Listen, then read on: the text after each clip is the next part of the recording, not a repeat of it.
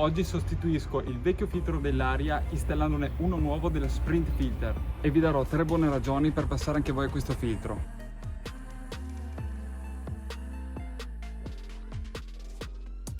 Il primo motivo sono le prestazioni, in quanto montando questo filtro avremo un passaggio d'aria maggiorato che ci permetterà di guadagnare qualcosina in potenza, ma senza intervenire sulla centralina.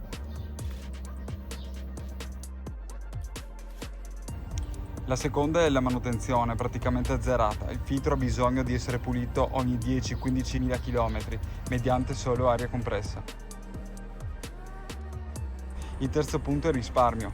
Economico ma anche di tempo, in quanto il filtro non necessita di sostituzioni, ne avremo bisogno di comprare prodotti per la pulizia.